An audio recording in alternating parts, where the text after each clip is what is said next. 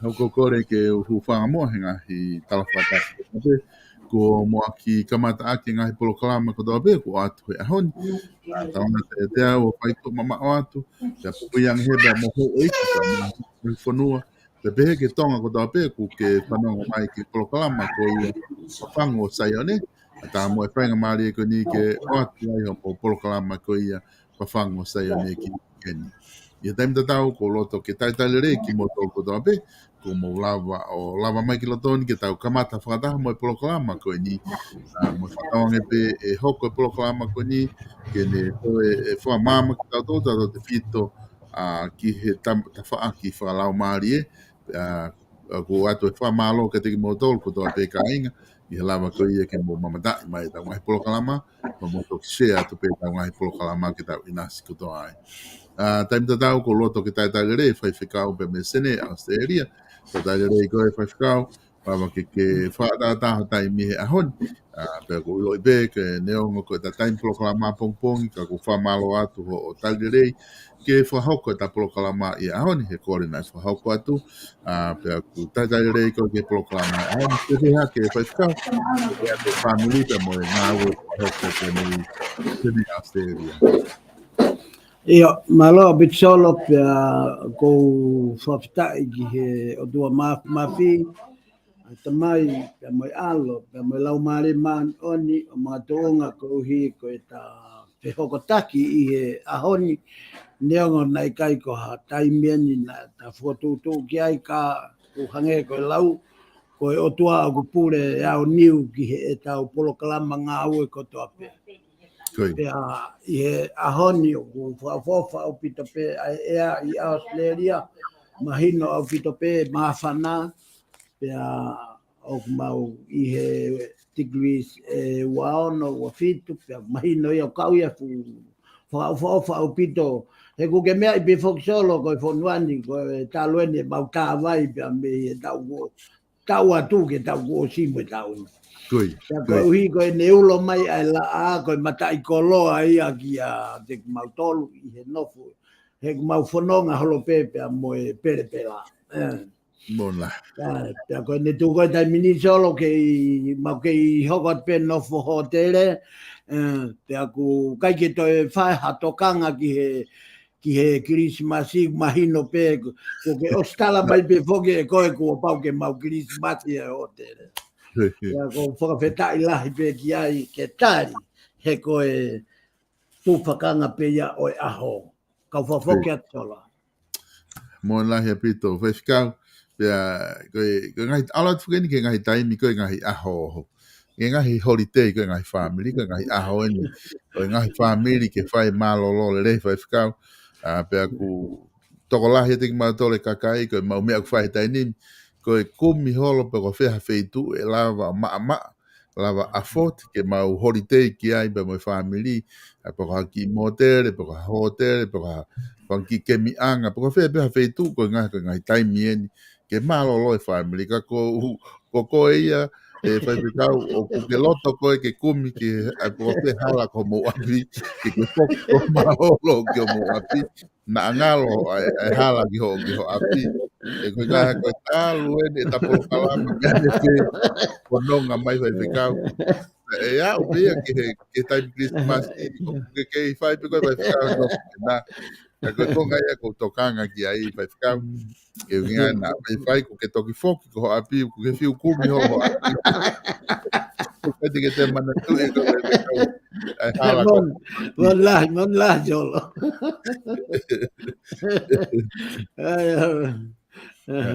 o me bena o sai pe te kau ko nga ko ulo mai la a hon ulo la ko ta po ki e ki mo to ko nga ko na ku ke te fai a hon ku ulo mai la apa ku tau tui ku mau tolu heni nuslani ku mau alfu gen pe sama pe ku si ke mau whakau pe mato he kai ke te uha ia he foi tanga ni sema te mau la pe mau tolu ia ki sem ka ku tolu ia he na he ku o ku ke he mo to ta u la a ta ba mo uha mo te a ni ma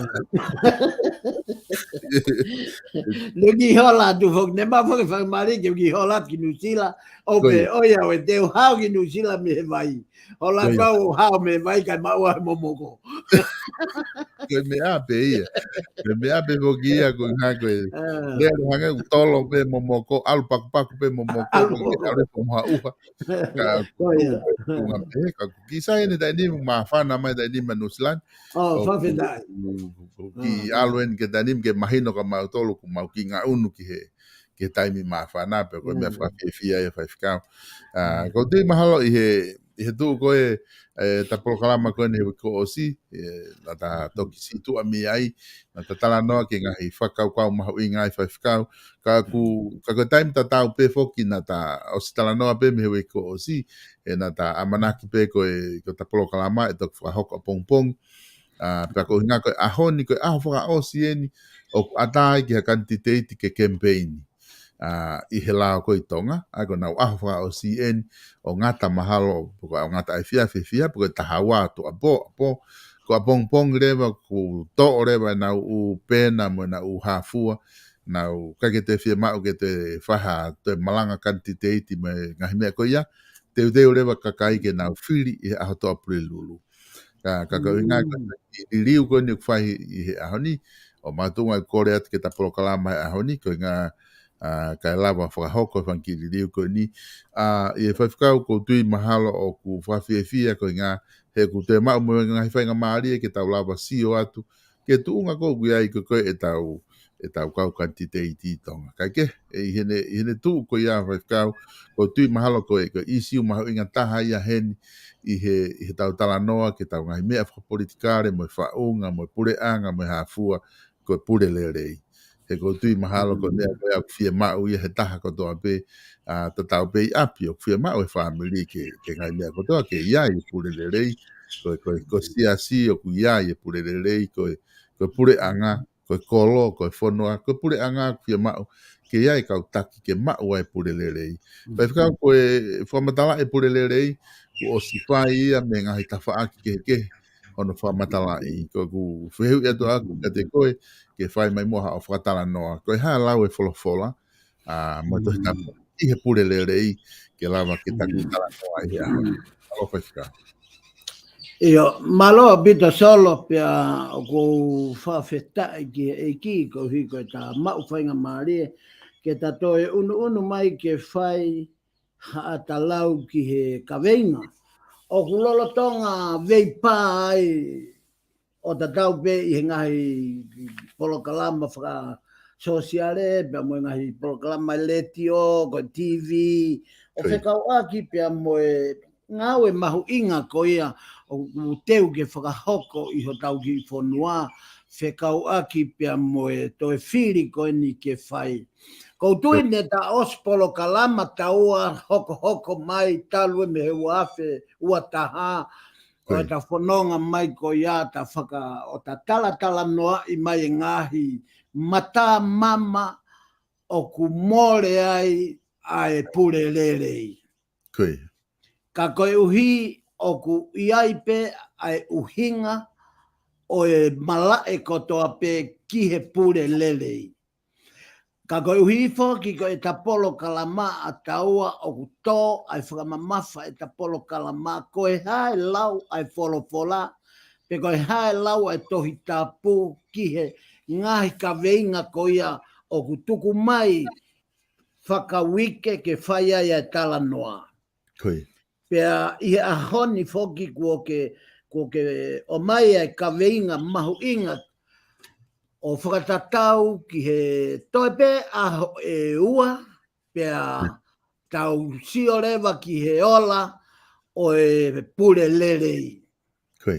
Pea koe tuunga koe o e ngahi malae, o e ngahi malae, o ko whakaapa au pito ki he tuunga o e whoirea koe pure lerei, koe pure lerei i he malae o e konistu tone, ko e talango fua ki he lao. Ko e pure lerei ia. Kua pau ke ka pasa ia e ne folau o ta tau ai pe he whaingataa, mo e whaingo fua, la a pe mo e uha a wha, mo e tsunami, pau ke tau mua pe tutui e ne kawenga ana pure lerei, pau ke talango fua ia ki e tutu uni ai lao. Ka koe hui whoki koe a honi o ku tato e ala ke tohi tapu ke o mai ange ai lau ai tohi tapu ke whakahoa pe whakawhenā pasi pia moe pure lerei ai a koe talango fua ka kato ki he lao. O hangarewa e tohi tapu ia o mai e fo i mea ko e ni solo koe pure lerei o ku ikai mau ia i mamani. Koe pure rere ia o ku taha pe ia koe otua pe ta. Koe uhinga ia o ku taala i ke pure rere o toho mai me he tohi tapu ke lava ke tau uhinga i loloto mo oni totonu, whamau totonu koe mo oni ia ai tohi tapu. Koe pure rere ia koe otua te o taha pe ia nai rea bea si so e fehu i koe nai whai he tufunga lao ki a si so i ene whakawhetau la ki pea ne pea tō wholatu ai tangata tufunga lao o ne pehe eiki lelei pea tari mai e si so koe ha o ku ke ui a iau koe lelei o ku taha tofu pe ai lelei ka koe o tuata ko taha pe o kua ana ai lelei.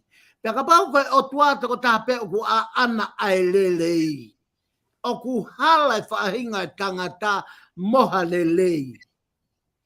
Pea koe mea ia o ku taala i ke pure lelei, he koe pure i he tuutu unia sisu i he wholofola o kune hanga eia toho mai ai whaahinga teunga o e pure lerei ko e toko taha o ku wanga whakatamai o eiki. Maria solo. Mari.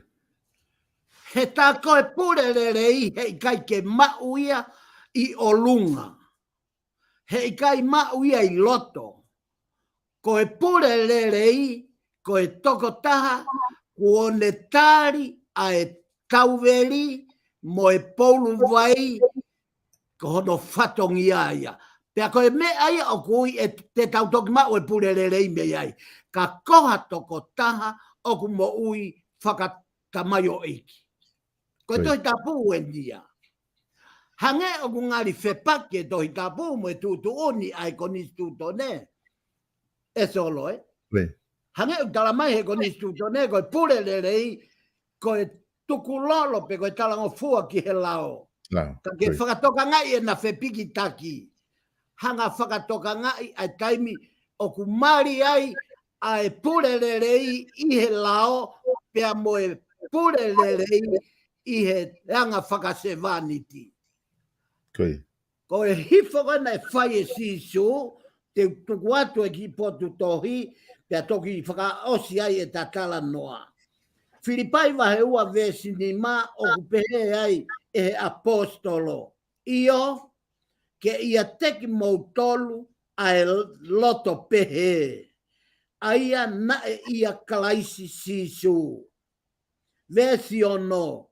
Aia, neongo e ne afio I honoanga o e otua, ka nae I kaite ne lau e ne tatau mo e otua.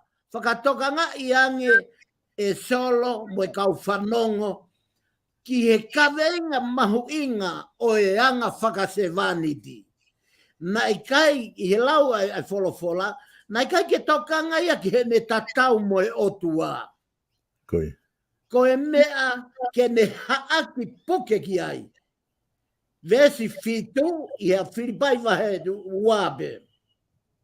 Kai kehe, na ane whaka masive si vai e ia.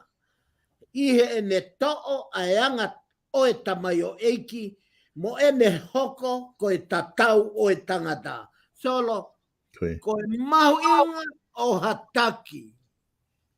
Ko e taimi koe o ku ilo ai e pure lerei ko e neanga whakatamayo eiki.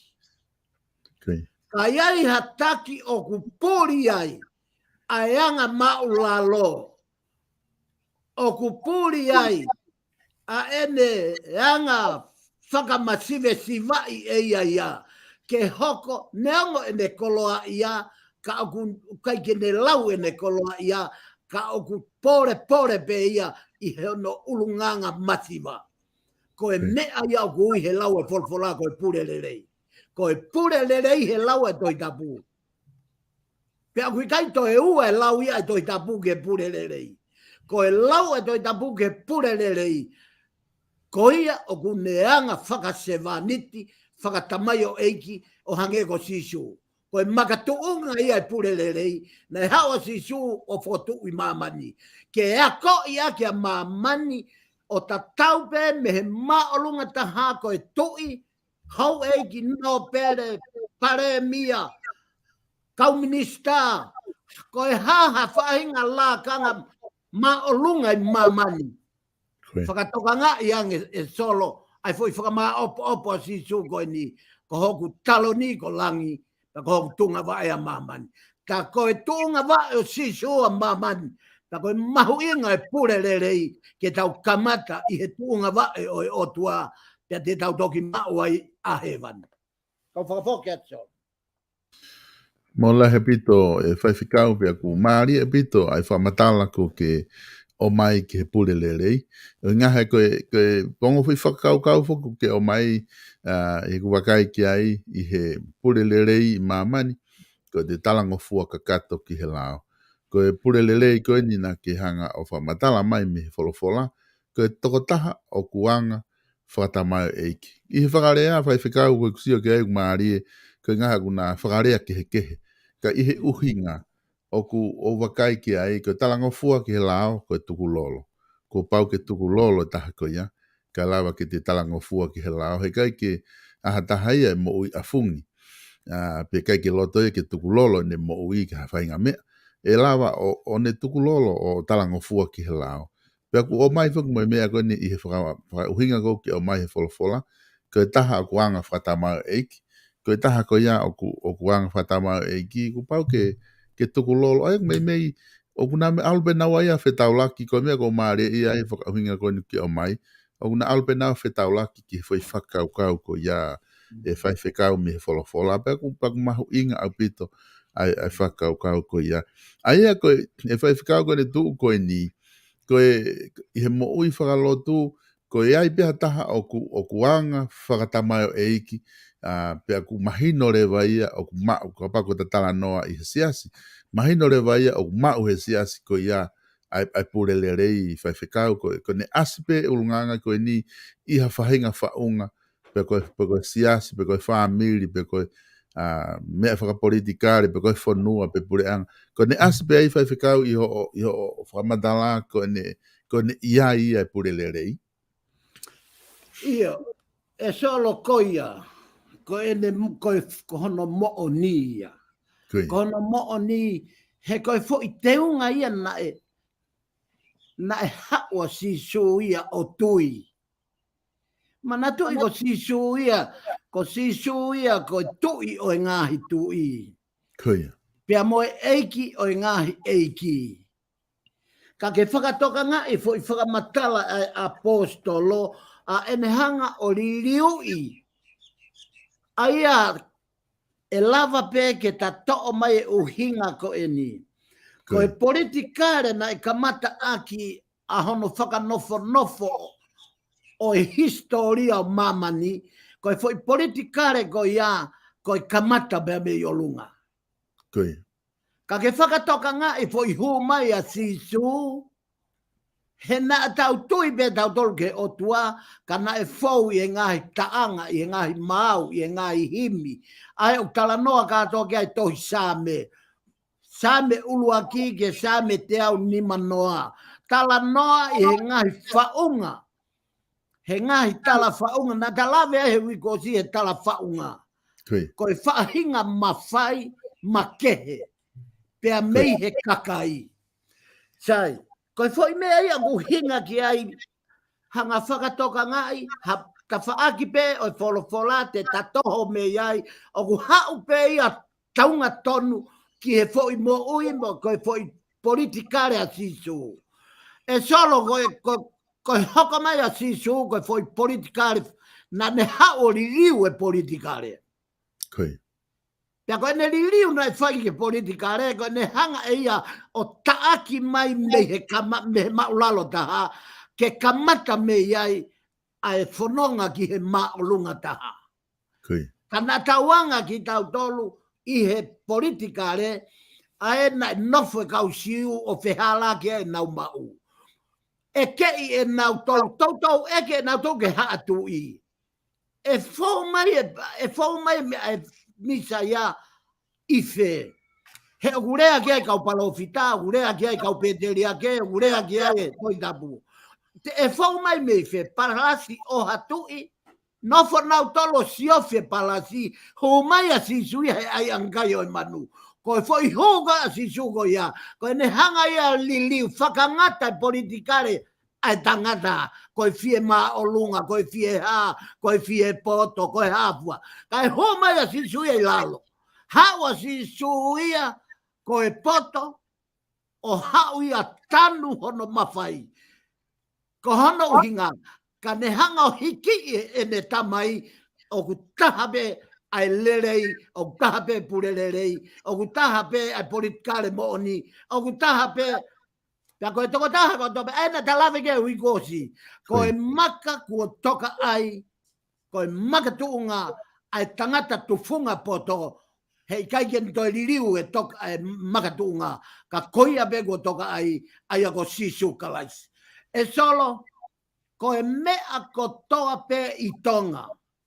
O au ke mo veu mo e longo a, mo e tauku, mo e reata e tau, pea mo e ngahi whiri o a o tau pe he, kua fono e komniusi, mo e tuaksi, mo e umea kātoa ko ia i tonga, o ku taha pe makatuunga ke whakamaaki. Ko e tau whekumi ki he purerei, ai ni koe o tatou tau polokalama ai, I e fo I toko tolu ko ia o ku whaka o tua e nau kawenga me nau visone ke ho aki ko e pau ke nau toa mai ai ngahi tefto I ulunganga o e tamai o eigi. Ko e ulunganga na tamai o eigi o gurea ki ai. O gurea ki ai foi toko tolu ko na pea mei wha ono mo fitu. Ko foi te unga ia o e tamai o eigi. Ulunganga e whakatamai o eigi ia. Ko e pau ke talango fua ki he lao. Ko e pau ke vahe tau. Ko e pau ke ata ki tua. Katoa ko ia. Ko e ngahi I mis ulunganga mo ui ia ai se vanity. Pea ko e mea ia ka iai hataha pehe. Ko e pule mo oni. Pea ko e pule le rei. Pea e tolonga fuoloa e me nofo I he tatunga taki e solo. Koia. Mahina o pito ai whakaukau koia ke o mai whawhikau. I he, o wai ai komen mahu inga haini ko o mai he tahako ni te whanga o atu he screen. Ke sio kai ki komen niu nau pe ka kune o mai whakaukau koe ni. Aia kune talamai koe ofa koe loloto ia o e pure lelei. Aia o ku talanoa tahako ni I he ofa. Koe ofa whakalaisi. O kune whalo te ngahi de rei koto ampe. Aia e whaiwhikau koe ku wheu ia ku aikeu eke atu he taini mi. E te talango fua koe ki he lao. Pe koe te tukulolo ki he lao. Pe a mohataha kuanga whakasevaniti. O ku I where vai o wha I he taimi koe ia. I he ne tuu koe ki he purele rei. Solo koe whehui koe na te tahanga o veteki pe analaiso ia. Pea me foi whehui koe nai whai he tufunga lao ki a sisu. Koe. Nai whehui. Alat pe a tufunga lao koe nio o whanongo. Kai ke whehui ia. Alat pe ia whanongo ki he malanga sisu. Pea koe whakarea koe ai wholofola. Pea na e maari e ia e tufunga lao. Koe. O ne whai ai e whehui koe ni. E eiki lelei. Koe katoa fu uni lao ko e ni. Koe. Ko fefo I lao mahu inga taha. Ko uhi ke mau kamata ai. Mana tu I solo fulahi au pito lao na e tataki aki ai whanonga e kakai Isleri. Koe. Na e whiunga ia mo fo I lao e ono ngeau taha tolu. Te aku ai e fo I lao ai e ua ngeau whanima. Koe. Koe fo I lao ia ke tari I kai, tapu ke mou whaia, tapu ke mou whaia, tapu ke mou whaia. Pea ia e fo I lao ai te au hongo fulu mā tolu na e whaia.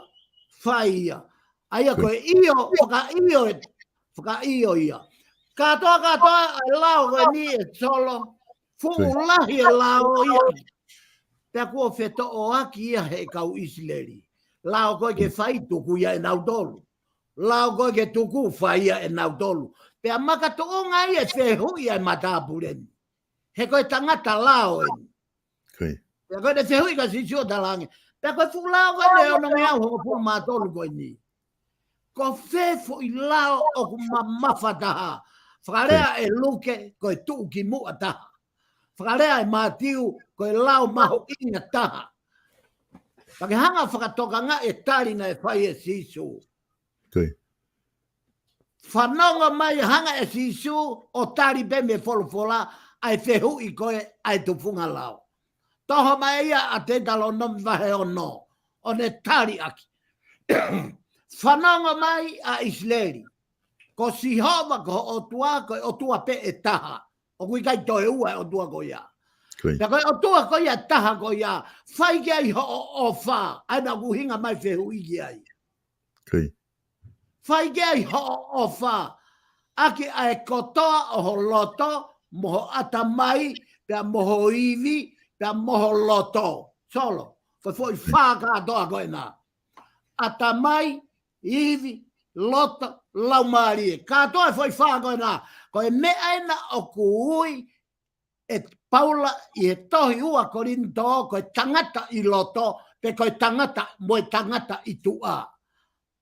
Pe a koe mea ia oku pe ko hono whakarea koe mea mou tolu koe na koe I ke mala e lea whakapitania koe personality. Koe personality oku whau aki e personality o tangata aki ai foi pate whawhaka o tua koe na.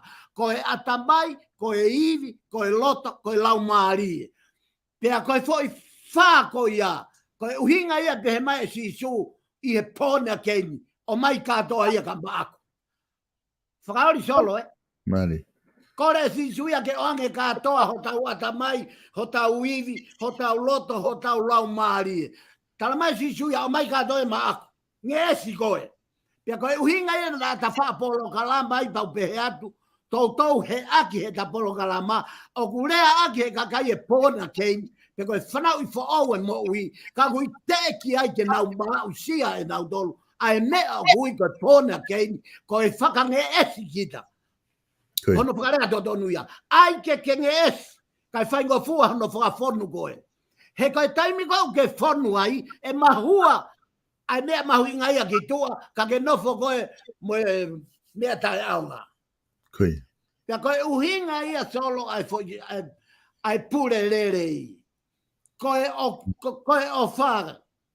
Koe ulunganga ia o tua, koe sino ia o tua na ta ostala noa ki ai. Ka koe uhi o kui kai koe takawe inga ia ai o wha. Mo oni au pito whehu ia. Ka ke mana tui o ta lue osi e polokalama ia na ta lawe ai e o wha. Koe polokalama nia pure lerei. Pea koe uhinga ene whetaulaki ai e o wha mo pure lerei. Koe Aini o ta whakamatala ai. Ko e anga whakatamai o eiki koe nei whai e sisu. Ko ia o ku teunga mai aki ai ofa. O ku teunga mai ake merino. O ku ne teunga mai. Ka haha taha. O ku ne tui ai teunga o e anga whakatamai o eiki. Toko taha ko ia ku ia e ofa. Toko taha ko ia ku ia e merino. Hei kai te ke teunga mai ake se vaniti. Kai osko ia o ke whakatonga e uhinga ne whetaulaki de rei e tatala noa. Katoa, peko hai be toi whehui mai merino, whehui he ofa, whehui mai he na ta polokalama taha he ngai foi kawinga. Ko hano hinga ka tatoki hau rewa o form, e te tahanga o pil, ai foi kawinga ko konistu tone I he mahu inga o e wholofola, ke ua na tau mamau me ai he koe magatu ngāia.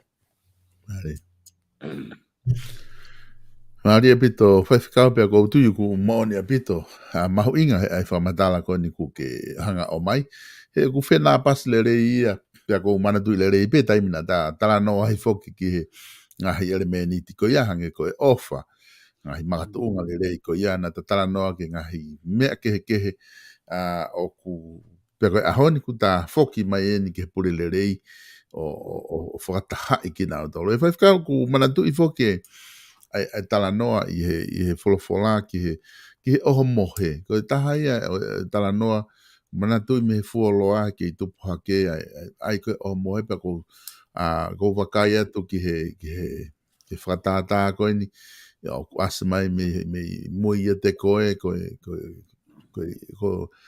hange ha whakatata oho mohe.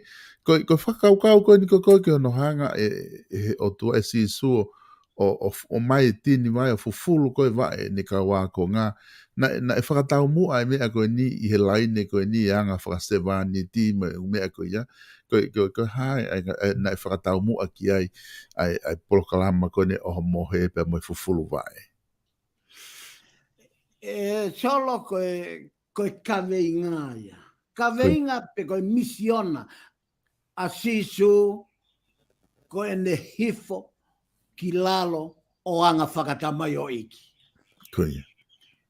Pea ke mana tui hange koe whakatata koe nuku haatu koe I hoku tu ko hono koe whakaosi ia solo.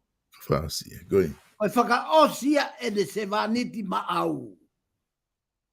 Pea tatau atu lewa kai fua e kolosi. Mari. whakatoka ngai. O kui kai koe tohi tapu solo, o ke ilo se paki lahi taha tohi tapu. Koe. He ku toko lahi ange kau whai whekau, mo kau karistiane, o kunau hanga tala noa whanangai. Hanga na tolo o whanangai e tohi tapu. Koe. Ka kui kai koe tohi whananga e tohi tapu. Koe tohi historia mo oni a ho mo ui koe a au. Nari. Pea ka pau te ke au loloto ki ai. O whakatau mua aki ho mo ui whaka aho e tohi tapu. Te ke whaka mo o ni ta ako ho o palani ngā ue o kui kai ko koe o tua o kune hanga palani i koe i he ngā ue. Kau ia mea o ku hinga e ku lawe ki ai ko lawe ko ni ke whakatātā i hoku tua. Koe kamata a ngā koe alo i. Koe. Koe whaka o si ene a kunu hau tua. Pea tatau mai a sisu. Kane fua e kolosi. Pea koe ene whakamanatu e foi whekau koe ia. Koe uhinga ene, koe ku kaweinga ngāwe, koe ku kaweinga misiona ene nei. Uhinga i hono tuwange mai au he tamai. Ke uhau o anga whakatamai o eiki. Pea koe wanga whakatamai o eiki, pea mei he aloi i he ai anga kai o manu. Whai mai ai o au mai, baptaiso. Au mai ai, malanga, kamata ni misionaho o fumbe hono tau tahaua. Whakamau i mahaki, kapuste e volo, ne hanga whai e mea kotoa pe, pea koe tāpuni o ene polokalama misiona, aia ko ene lava kakato ia ene foi misiona nai. Iui ai foi tau pe tolu nei, mamanya sisu. Aia ko foi tau pe tolu nei hanga, o whakama opo ene foi misiona. Pea ko ene whakama opo ene misiona, ko ene tānak me ne kaua ko pe whakamanat ka kinau tolu. I kai ngata hene malanga rea, kai malanga ulunganga. Ko foi malanga maarie ta hena wasi atok dua. He ku kai ko malanga rea, pe ko malanga whakatata, ka ko foi malanga whakaulunganga, ki he, hanga whakatevaniti. Ko e pau ke, ka ko e taki koe, ka ko hapure rei koe, ko hapare mia koe o e whonua. Ko ho teunga ke tui, ko e hanga whakatamai o eki. Ko me mora pe anga whakatamai o eki me hataki. Ko uhinga ia longo a solo. O hinga e longa e wharearea heu. E kui kai ha mo ui pe ko hatakia e anga whakatamai o eki. Ko na wanga pe, ko na wanga mahen pe na toka. Ko whaluku pe ko hai e lahi taha. Ka kuhanga e he purererei mei he toi tapu he ahoni. O whakamahino mai. O kui kai ha toi purererei he mama koe ni. Ka koe maka ne toka ai. Ko sisu kalaisi. Ko sisu kalaisi. Ko ene tamai toka taha pe. Ai pure a miu. Pea koe foi rea koe pure whakarewerewa. O ku hinga peke o tua. O koe toi uhinga ia ki a tahi mamani. Koe. Mama pita. Whaifkau. Koe iho no whakahoa mai whoki. Ai whakaukau koe ni ki he tuunga loa tonga koe ni o tau iai. Pea ma teu koe ni. Ke whakahoko e tau whiri koe ni. E ngahi wāhenga koe ni. I he tatala noa koe ia. I ha taha o kuanga whasewa niti. I he purelelei. Ha kakai e purelelei. Aia o ko ke koe whehu i whuko ko loto ke o atu he tawhaaki koe ia. Koe haa hono mahu inga ki he kakai ke nau whakapoto he nau whiri i he tainimi koe ngā whia mau ha kakai o purelelei. Hakau taki o kuanga whasewa niti. E mau wai ai purelelei koe ngā ke tau hoko atu koe ia. Hange ko whare area ma nau hū koe ia hoko atu ke pure anga mo e hafua ki he nau ngā we i koe ia ai pure anga tonga. Solo dai kamata pe ta polokalama pe mo foi fehu i ko ni ko hai lau e doi tapu ke pure lerei. Koe. Pe ko vete ko na ta fai na ta pehe ko foi ulunganga. Koe. Ai pure lerei. Whakatoka nga i o kai ko ha foi me ai na e ako i me ha loki ako. Koe. Pe ako i ke mauai hato mata i tohi pe ko hoto to ke ta. Koe whainga taa e purerere i he kuhange koe rea koe ai wholofola. mo toto iwi ke hu he matapa fasi. He koe matapa whalahi o ku au hia e toko afe, ta toki hawa mai e fui maa oni oni e taha. O ku pehe tofo e pure rerei. O ke ilo e pure rerei solo, o ku koe ulunganga o e pure kovi, pure whakatiki tako, pure he whaluku, pure he kaihaa, pure he whi aua ki mo e manu manu, koe toko lahi taha ka kai nau heka he sea, o ku nau fuhi ngahi pure kovi a nau tonu. A ku maari e fo nia na e uhinga ki ai e tamatu i, tape mo e ne afio, mou firi whaka poto poto. Pena ta osi vete ai whaka poto poto, mei he wholofola me tohi palove a pe. Ko e whaka poto poto, ko e poto pe ko wisdom whaka otua. O fu mahu inga ia ke mau hataha, ai poto o e otua, o kui kai ko e poto knowledge, poto ko e ako i. Pena ta osi lue mai kapati, ko e polokalama katoa ni uhange u tato e hanga rewind mai. Ta koe uhinga ia solo mahu inga e pure rerei. He koe pure rerei koe foi ulunganga ia. Pake whakatonga ngai. Ka paurama koe pure rerei koe ulunganga. Ta e ose toko afe, mo kai mau ha foi pure rerei e taha. I kai koia. Ose ate taha afe koe fukau pure whakatu tamaki, toki asi mai foi pure rerei e taha. Sai, koe uhinga ia solo. Ko haku ilo ai I tua ai pure rerei. Ko hae mea ko tehu I, he ta polokalama. Ko hae mea ke mau ai pure rerei I he paremia. Ta ai pe tapia mo lau maare maa oni oni. Ka pau ko e paremia o e ahoni ko langi kavariku. Ko e ta whehu I ki ai I whare area. O ku ke mau e teunga o e pure lelei. Paka ne tari, mana tui ko ne tari e o mai mi hono loto. O ku I kai ko hono ata mai. Paka pehe mai io. Paka paurewa ke tahanga taua sa vea me toi e mochi. E fua vai. Na ke whatonga na tau se polokalama e fua vai. Ko e whamau to tonu ia. Paka paurewa ke ria te mea fua ia. Ki he ene pe mai io, o ko loto ia. Pea ko fai ai pure lerei. O skai pa ria tu leva fua vai. Ko ne ria koe fua vai, ke he mea kune rea ki, ke he mea kune fai. Kaka mo e pau lotu, uhinga ke asisu. Ha I e vae mo e nimba, whakapuna ki tua.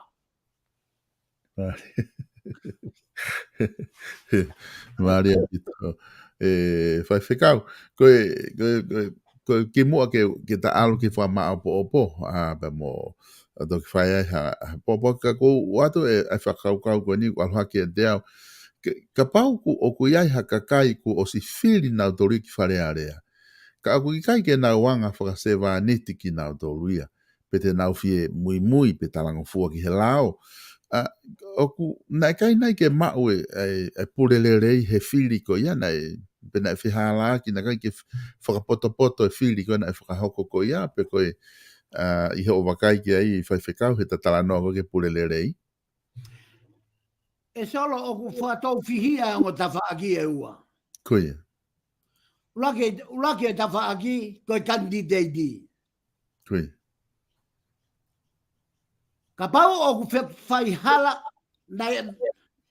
ka pau o ku kai ke mau ai e pure rei. Mahino rewa na ne kaka I e kakai. Mahino te solo. Koe. E whai ngata ke tarea whamomore o lunga tau he koe toi tapu en, o talu e lue ai. Koe. Ka pau rewa o ku te halaki ai mau mo e loto mo e whiri ai kakai me he candidate na nau amanaki ke he ne ngahi ka venga na ne malanga I o ku ka e toko taha ko ia solo. O ku loi e toko taha ko ia. O ku tatanu lewa ke ne whaka ospea ne temi ngā ue. Pea hike kakai me iai. Ka ke whakatoka ngā e palopolema o whiri tonga. Hau e mama e tau nofu murini o sio ke te makalati e ne whakaotua solo, He koe mahu inga o whiri, ko ia be o whaihala. Tuki tua. O whai ngata tonga ia he koe he ho tau rea o tau doi tonga. Koe no nofo a whakainga, pe koe whare a kainga. Pe au whepaki e whare o kainga mo i mooni pe doi tabu. He tau he heke pe tau tolu o ko hou whamiri, o ko toto, o ko maheni, o ko kaunga ako, ko kaunga korisi. Aina tau longa ai o whiwhaka vete ki nau tolu. Pipiki ki nau tolu he ngahi nge esi. O e mea koe temokalati whakatoi tapu. Koe temokalati whakatoi tapu. O ku ngingila au pito, foi mea koe whakamau to tonu, foi mea koe ofa, foi mea koe merino, foi mea koe whaito tonu. Ta koe mahu inga ia e solo, koe pāti e taha, koe kakai. Koe uhinga ia se hala aki. Koe whiri ki nau tolu, i he maheni. Whiri nau tolu he vei pa he tokai. Whiri nau tolu, ko hok whamiri. Sio ange. Ko o ate nau tolu e foi mea, ai tangata ke nau tāpuni i aki e foi mea ai otua. Au ke whatongai? Koe whahinga whiri ko ia, koe whiri whakae tangata ia. Koe tauhi wā whakae materie ia. O kui kai ke pehe otua ia. Koe otua ka kavere motu e patua. Ka koe whina ngalo ia otua he kai motu ia. He kai motu ia. Koe hinga ia te programa ki mua na kulave ai. Koe ui mono aklis. Pea koe visone whakaitaniti ko iana e osirea akia he polokalamani. He kai ke mate ai polokalama. Pea e mo ui ai temo kalati i tonga. Koe ne toki merino. Koe ne taimi ke mo ui lele ia e pua kau e temo kalati tonga. Koe taimi ia toki merino e fonua. He e fuale rei, o i nasta tau bea o lunga, mo loto, mo lalo. Ta koe nau kai ko ia, i he tō maria e fonua. O kui kai makatuunga e ko siaina, o kai makatuunga e ko e paanga me koloa siaina, makatuunga ia. I he pure le rei, ko e tau apasia mo mana wahege o tua moui. Ka koe kuvete kai ke hopo i whehu i, ko ongo pāti na whakatou whihia loua. Maria Pito. E whai whikau o Maria Pito pia whamahwana e whakatala noa koe ni kuta whai, pia mo e kawe inga mahu inga, koe ni ko taha inga he kawe inga mahu inga, o kuta tala noa ki ai. Ka koe hi, whai whikau ko ta taimi te watu mua ke whaiha o whama apopo, pia toki whai e pe moha popo aki koe ngā koe teu koe ne tau whiri, ka e o ate whainga maari koe ni whai whikau maa. Maroa bit solo mahalo ko whainga maari e ni pa ko whia lahi pe solo ko hanga whakaata ke ta polokalama he ahoni ki mua pia toki whai ai whiri ko ia o e ai whiri ai whakahoko i aho tō pule lulu. E solo ko ose whiri ia. Os mau e whiri ia. Pia tau whia ki tau tolu he ko os mau opo ai whiri ia pia mei he visone. Koe whai mea koe o tau hanga tau tolu ki ai. Ke tau ka mau e he ta whaaki koe o e whakamau to tonu. Pea tau whia, pea tau merino, pea tau tūwhataha. Langa pe ko wheha tawa. Pea ka whai ange ko toi huhu mama ai whiri. He ki whai wahaa pe koe nike tua pure lulu. Pea ka toi hu ai te volo. Te tau toi lolo a ke tau tolu heni. Mahala whai tau e ua ke ua noa tahani maa. Koe paupore mai a koe ai uhinga ki ai e tarea. Whataha mo ia, o koa te ta pōpua ki ofa ki he whaianga whiri koe ni e tolu. Solo, o ko wale glave i hifo, nai toi tō minista i whare area. ko e toko taha pepea me he wharearea. Nā ke manatu solo ke ta polokalama na kutala noa ai teu e whiri ko ia I novema o e aho taha walo novema o e uanoa ua taha pea po uri hifo pehe osi ai whiri pea umoe o sio ke eiki lahi o kuto I tonga. Kai. Pea ko hono uki koe ai kau tufunga. Ai kau tufunga ke nau hifo koe ki he luo toi malanga hake ai fu pekia. Kai. Pea omi ai e whekau koe oi pekia, pe koe mate. Koe mate e solo. Ko ostaimi, ka pau koe kakai poto a o hugi wharearea. Pea ka pau koe kakai o nau hu tau a taina. Solo kau ki whamanata te mea koe mea manatui. Kai. Hai mea tere mai ai foi whakau kau. Koe kau tau a taina solo koe o whakatu tā maki au pito. He nai osta kalanga I beia, nai os visone I beia e polokalama ki mua. Ko nau tolo ko hu tau a taina, uaki kwa iaha nau kawenga ngā ue. Ko e o pe o toki kumi loto, ko e hae mea e malere ki ai e pāti. Pe moe whare. Ko e mea ko e pāti. Ko e fo I nau whaka o tua ia.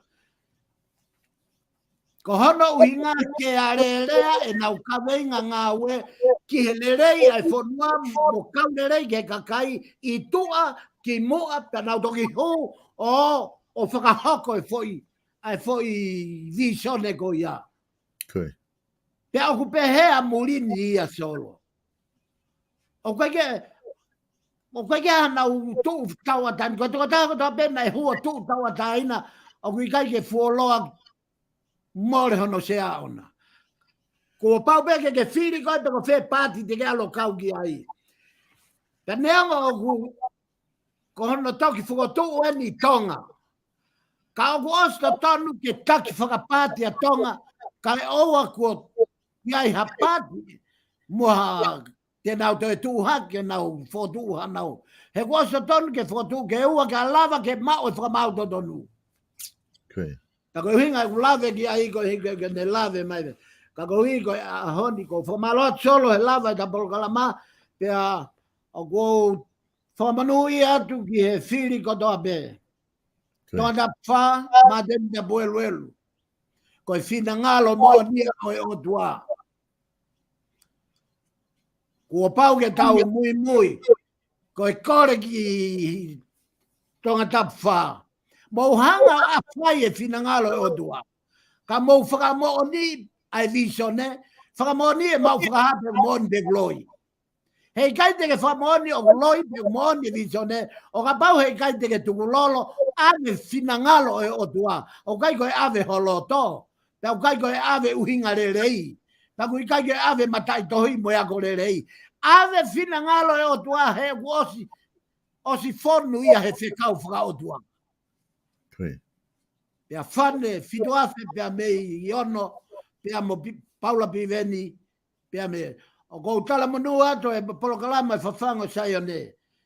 Ko hi e koe whiri pe ia o whaka o tua, pea ko ia pe ia nei omi he mau whakaha, kia ki mau tolu, pea ko ia pe o mau rea atu ai. O kui kai koe mau pipiki ai, koe sino Piveni, mo sino mateni, mo sino o whane. Ka o mau pipiki ai ko hi ko mau tui ke o tua ko mea ko toa pengu ne whaha mai ko moni ia.